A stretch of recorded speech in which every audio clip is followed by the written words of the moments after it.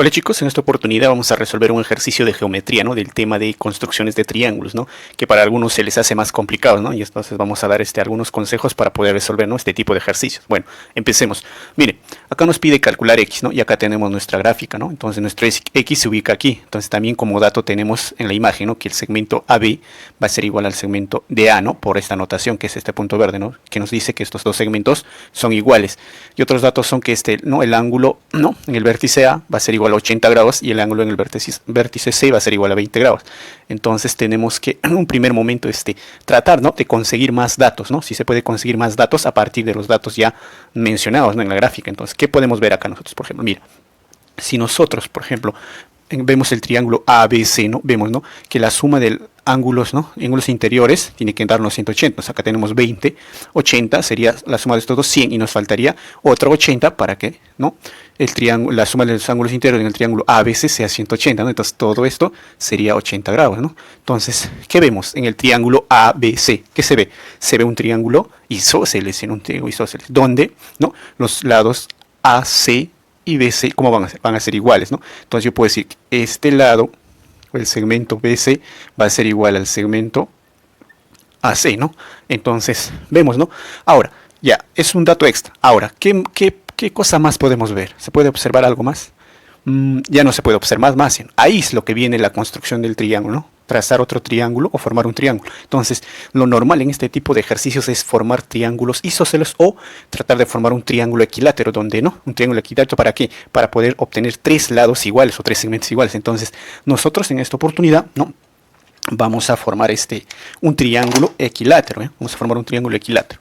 Pero, ¿con qué finalidad? Con la finalidad de relacionar, por ejemplo, estos segmentos, ¿no? Por ejemplo, el segmento punto y el segmento serrucho, ¿no? Entonces, vamos a ver, mira, yo voy a formar un triángulo equilátero, ¿no? Cuyo lado, uno de sus lados va a ser BC. A ver, ¿qué vamos a tener? Mira, vamos a formar, ¿eh? Voy a trazar mi triángulo equilátero, ¿no? Vamos a tratar de formar. Ya. Una vez esto, ¿no? Formado esto, le voy a poner un punto Q. Entonces, como es un triángulo equilátero, ¿no? Equilátero, ¿qué se tiene? Que estos dos segmentos trazados para formar nuestro triángulo también van a ser iguales, ¿no? O sea, si BC es, ¿no?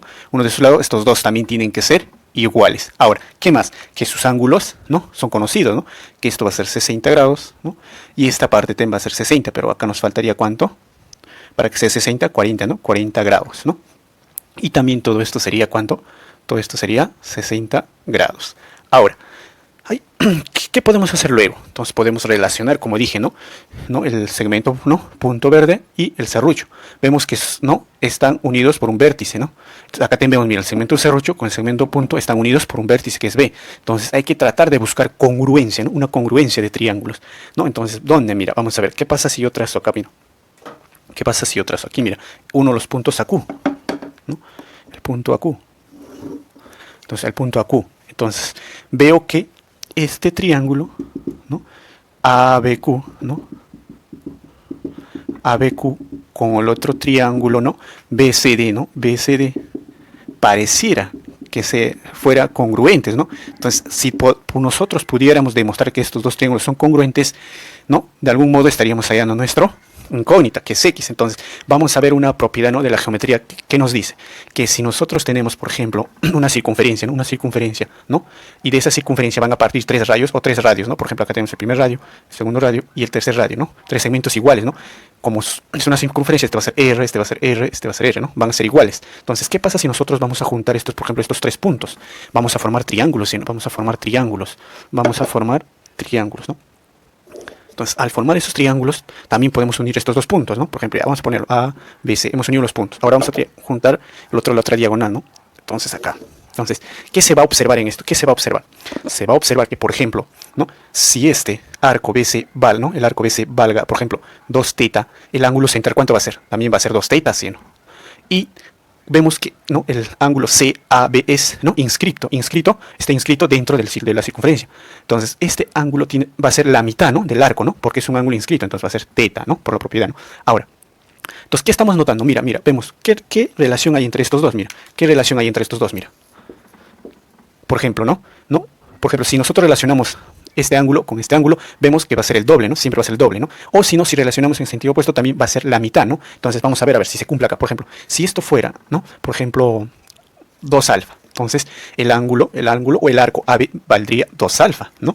Pero este arco AB es, ¿no?, del ángulo inscrito ACB. Entonces esto, por la propiedad, ¿no?, de ángulo inscrito, va a ser la mitad. ¿Cuánto sería? Sería alfa. Y también vemos, ¿no?, vemos que se cumple, ¿no?, la misma proporción, ¿no?, que uno es, ¿no?, uno es el doble, o viceversa, uno es la mitad del otro ángulo. Entonces nosotros vemos, por ejemplo, ¿dónde vemos estos tres, ¿no?, segmentos iguales? Aquí, pues mira, acá ves 1, 2 y 3, ¿no? Son iguales. Entonces, es que este es como el centro de la circunferencia y esto los puntos, ¿no? Entonces, podemos decir, por ejemplo, que este ángulo 20 va a estar relacionado con este ángulo, ¿no? Con este ángulo.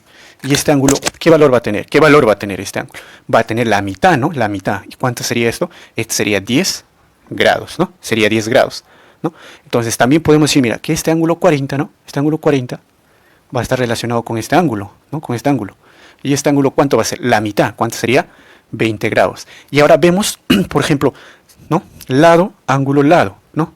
Acá vemos lado, ángulo, lado. Entonces, es una congruencia de triángulos, ¿no?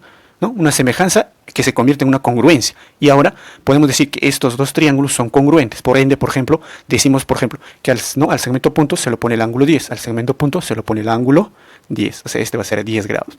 Entonces, por la propiedad, ¿no?, de suma de dos ángulos internos es igual al exterior opuesto. Entonces, ¿qué podemos decir? Que nuestro X va a ser igual a ¿cuánto? Va a ser igual a 10 grados más 20 grados. ¿Por qué? Porque tenemos esto, ¿no?, esta propiedad, ¿no?, que alfa, beta, y este exterior va a ser alfa más beta, ¿no?, por esta propiedad.